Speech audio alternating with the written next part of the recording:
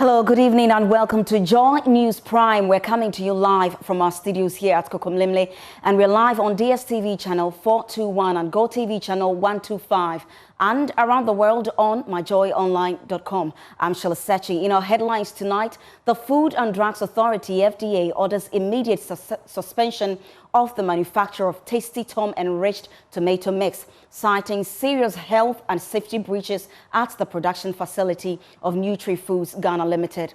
Communications Ministry willing to engage further with MultiChoice after banter on high subscription fees.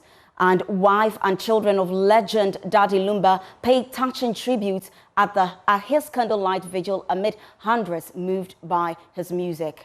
We gather here today in deep gratitude for the life of our father, for the love he gave us, and the legacy he leaves behind.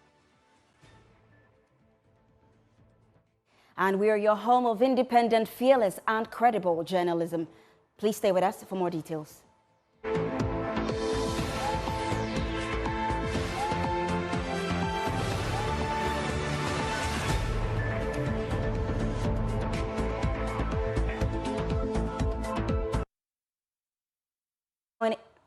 Thanks for joining us. Tonight, we start with a fierce blaze which has ripped through parts of Madina Ritz Junction slum in Accra, destroying over 50 wooden structures and metal containers.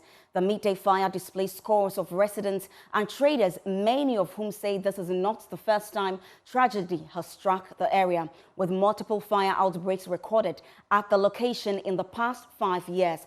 Frustrated residents are pointing fingers at what they call a delayed and inadequate response from the Ghana National Fire Service. Stephen Mensah has more. So what you see behind me are the charred remains of a fire that broke out here at the Madina Ritz Junction on Sunday, August 3, 2025. The fire began at midday and it has left many lives and livelihoods reduced to ashes. Residents say the fire could have been minimized if the Ghana National Fire Service was here earlier. Around 12 now, I say, I'm fire service. Edico fire service. It's less than 20 meters walk. Where do we fire service? Abaha. And the idea and was and taking more than 5 minutes. Fire service. Now I'm branching the pure water and do me. First, we ban a janasa. I can see other shop. I could see shops on. Idea, I'm say almost almost 300 to 400 shops in Yatmash within 2 hours. Every 3 months, be a shiwa. Here is a very big business place that a lot of activities go on. Fashion designers, seamstress, hairdressers, a lot of things. So when we say we've lost property, I mean we've lost a lot of property here. A lot. When you see that your friend's life is at risk, whatever, all the best in you that you can do just to save that person. Can you do that to support? And forget about social media. Are you videoing the person? Me drinks the na she me container na no who ye na frase ha no say eba enti yampuni anim say bedru esro ha no say me hu say action na fire service for no so free aha omoko ase ho no ti anim say omoko yide o betimi adum no ye hu ye na adru ye shop ho awie. In response, Deputy Director of Operations for the Ghana National Fire Service says the fire has been brought under control and preliminary investigations are ongoing as to ascertain the cause of the fire. They were trying to take out their belongings and not coming to the fire station. We saw the fire in the air and then we came here before they even got to the station to report it. So it's not about a matter of not coming here early. But in the fire station is just 2 minutes away from here. As you can see, the fire involves multiple wooden structures and containers here. Okay, we had a discharge call around 12:36. And then luckily for us, we have Madina Station right opposite here. So they rushed in here and realizing the magnitude of the fire, asked for other pumps to come and help. So as you can see, we brought the fire under control. We just got a few pockets to get it out, and then we know that we are finally extinguished. Another neighborhood left in ruin, businesses lost, livelihoods at stake. The question now remains, could this devastation have been avoided? For Joy News, I am Stephen Mensah, Madina, Accra.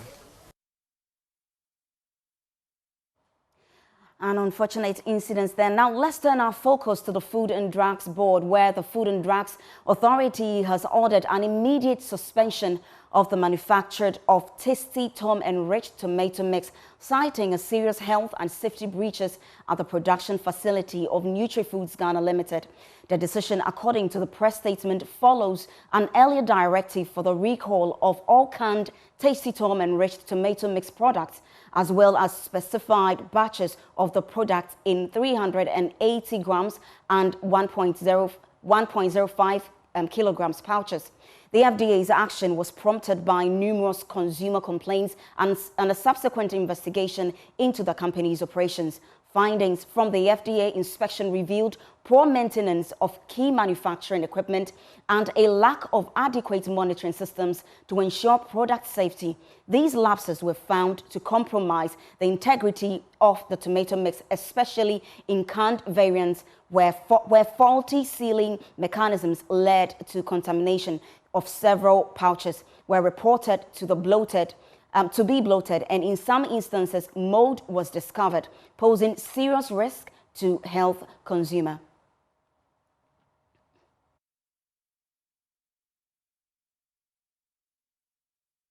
Now joining me on phone is Deputy Chief Executive of the FDA, Roderick Dade-Ajay. Roderick, how are you doing this evening? First,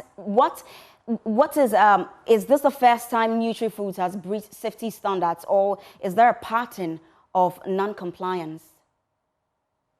Well, in the past, a few things have happened, and we have brought them, or we've corrected issues. So it's not the first time. All right, so beyond bloated patches and mold, what specific health risk to these contaminated products pose to consumers? Okay, thank you very much. A bloated can, food that contains food, one has to be careful of what we call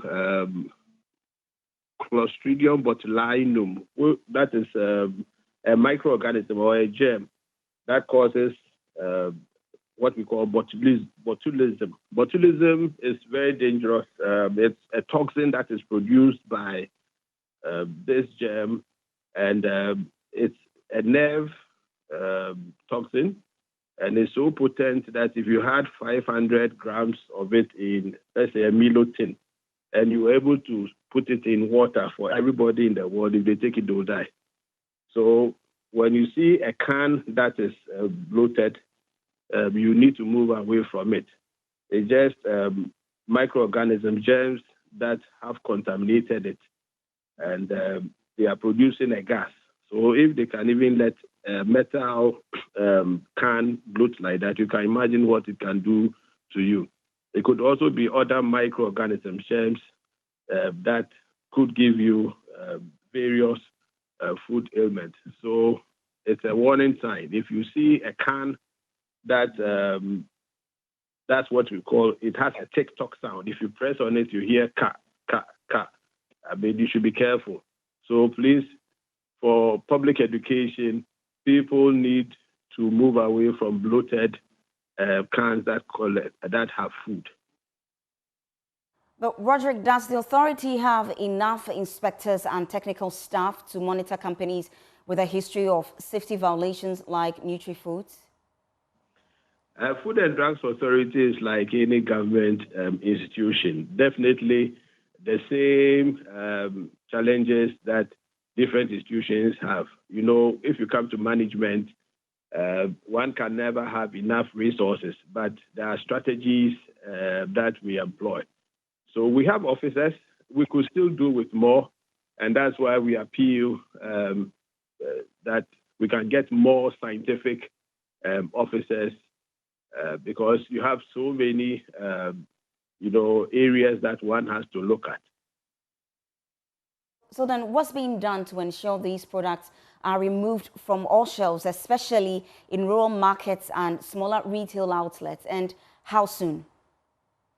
Yeah, thank you very much. So the Food and Drugs Authority doesn't work alone.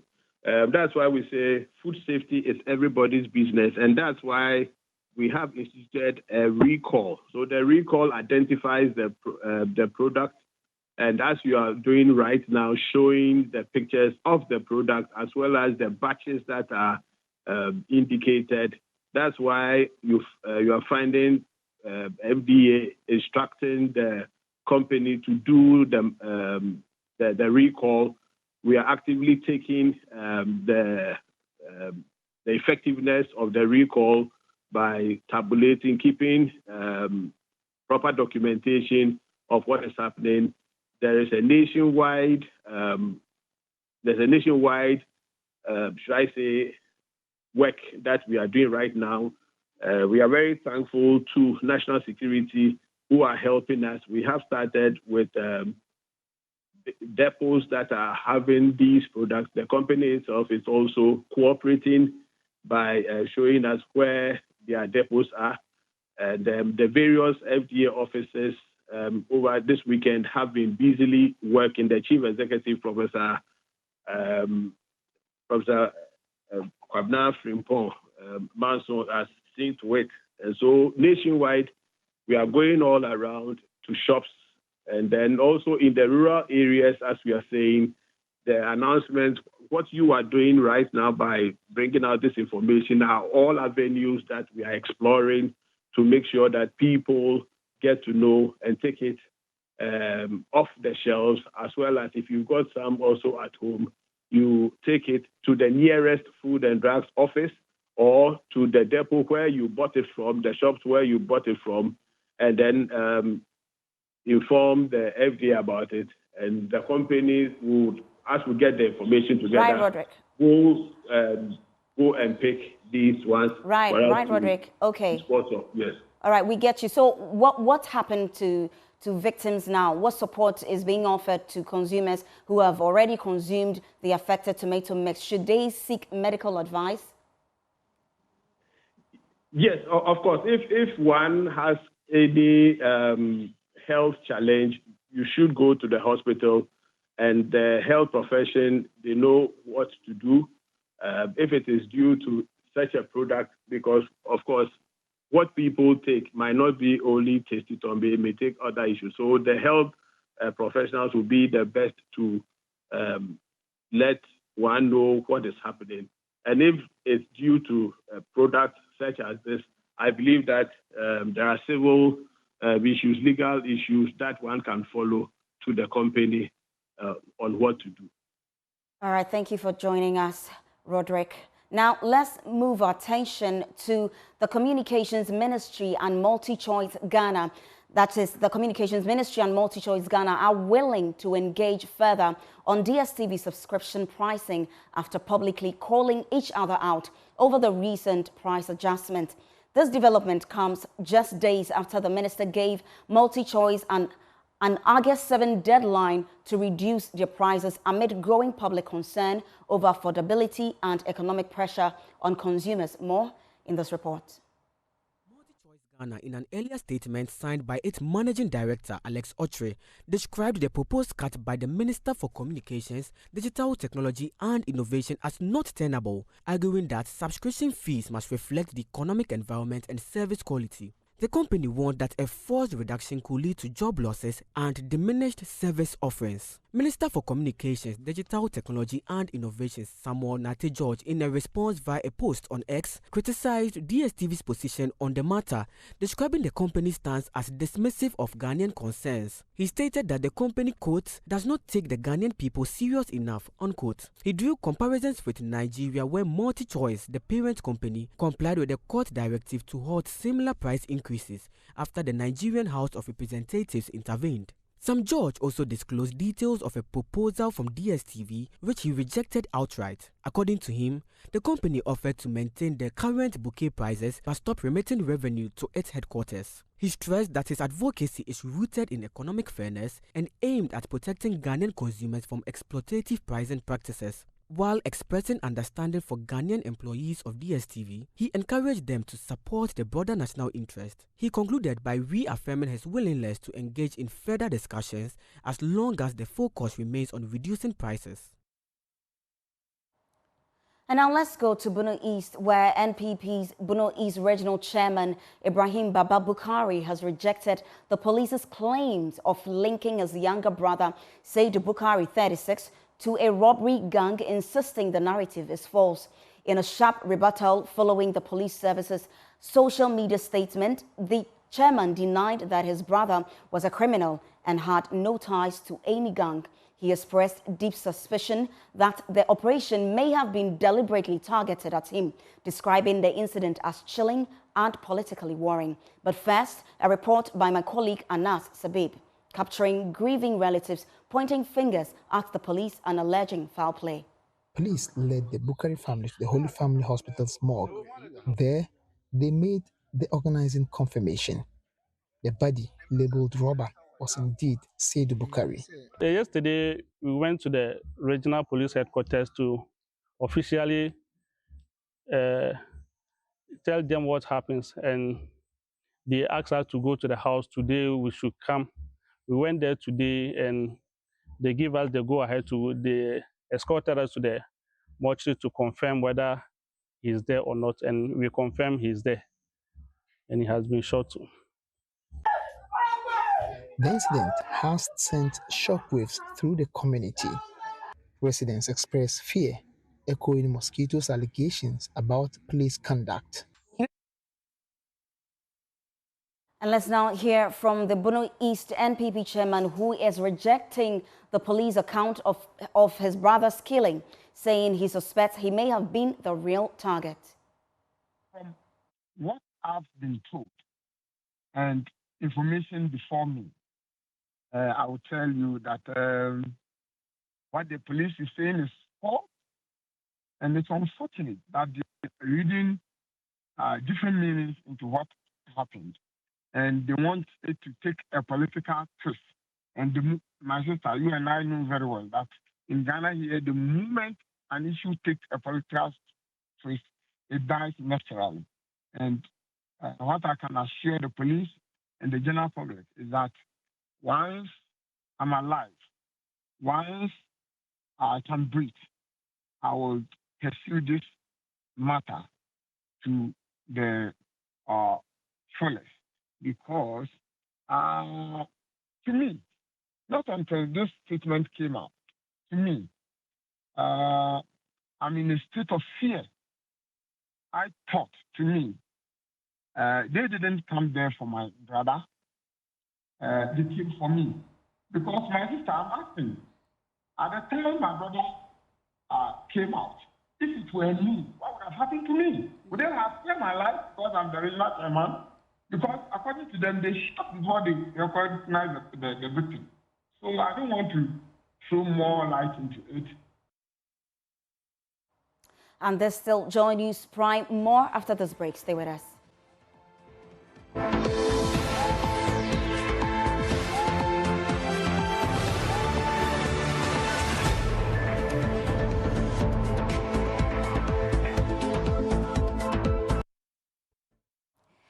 You're welcome back. Thanks for joining us. The 2,000-year group of Achimota School, known as Akora 2G, is transforming their alma mater with a massive 18-unit classroom block located behind the new assembly hall.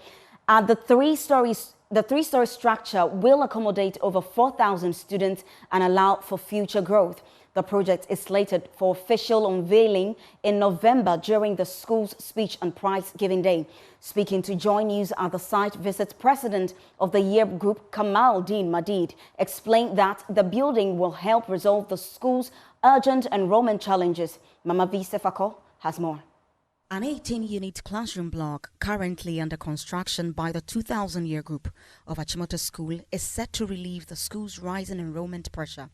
With student numbers already exceeding 4,000 and more admissions expected, each classroom unit is designed to hold at least 50 pupils.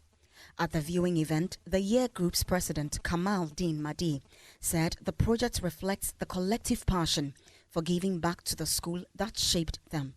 This is more modern, this is bigger in size, and this has more facilities within the facility. This is an 18 classroom block, as you can see. So we have 6 classrooms on each floor. It's a G+2, ground floor plus 2 floors. So this will enable the school admit more students. So like I said, it's a very ambitious project. So the challenge has been funding, because the budget for this was a little above 7 million Ghana cedis. But thanks be to God, we've been able to raise a significant part of it. Senior Housemaster Emmanuel Hassan highlighted the strain on existing facilities, noting that dormitories have been temporarily converted into classrooms during peak periods. We have, it happens to be the only secondary school in the country with about 18 houses, but the classroom structure, we have just a few, so you always have to balance between the dormitory and then if you have even the day students coming in without the dormitories, they will still have to be taught in the classroom. And when it's examinations and examination period, we also need some of the classrooms, because the population is very huge now. Achimota School has about 4,500 students now. Meanwhile, Kwame Asamani-Jima, chairman of the project's finance committee, outlined the construction stages and appealed to generous Ghanaians and corporate partners to contribute in cash or in kind to help complete the block. Okay, so now we are at the lintel stage for the final floor. We are looking at moving to the roofing stage. So from where we are now, we just put in a couple of block work, about 5 courses, and then we need the trusses and then roofing sheets, and then we come back to the fittings and then plastering of the building past year. For what we are looking at, we have our speech and prize giving day for November, and that's where we hope to finish. There are specific items that we need now, as I said. What we need for the trusses for the roofing sheet, cement for plastering, electrical works, and then plumbing works for the building. So we are asking all meaningful Ghanaians. We don't necessarily need the cash. If you can come and do the roofing for us, we are okay. If you come and ready to do the electrical works, we are okay. So that's our appeal to Ghanaians now, that we are asking you all to come and support. Even though the initiative is being led by the 2000-year group, we acknowledge that we can't do this all by ourselves. So we are asking everybody to come on board to help us. This initiative by Akoratuji not only expresses gratitude, but also provides a timely solution for one of Ghana's most prestigious schools. Mamavi Sefakote, reporting for Joy News.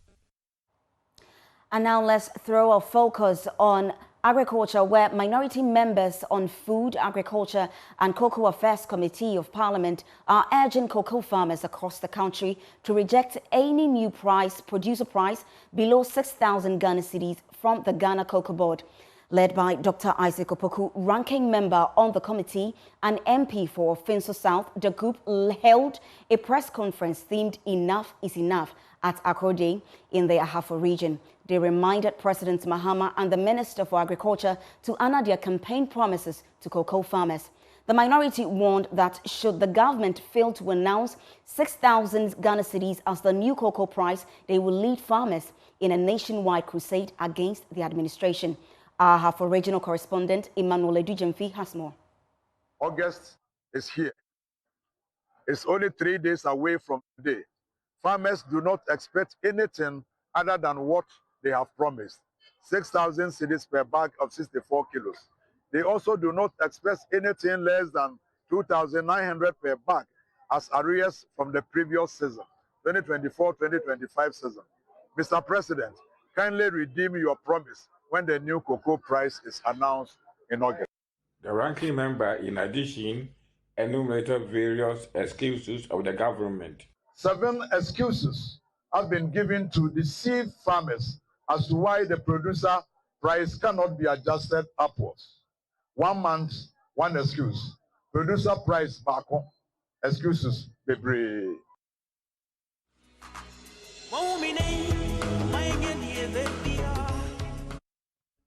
And on a night filled with emotion, the wife and children of High Life legend Daddy Lumba paid heartfelt tributes at the candlelight vigil held in his honor, surrounded by hundreds of fans, friends, and fellow musicians swaying to the timeless melodies that defined a generation.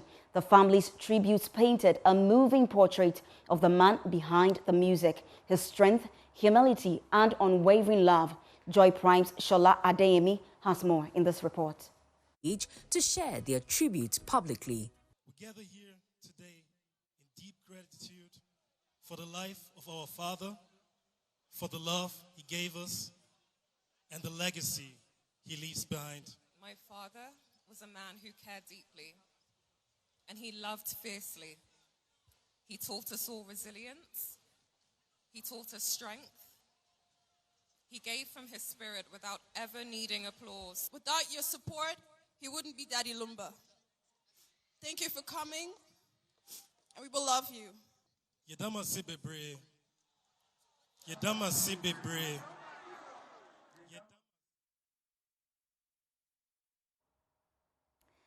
And former Vice President Dr. Mahamudu Bawumia has appealed to the government to grant a state burial to the Ghanaian high life legend Daddy Lumba. We'll bring you details later. All right. Thanks for joining us on Joy News Prime. My name is Sheila. For more news, do log on to myjoyonline.com. Have a good evening.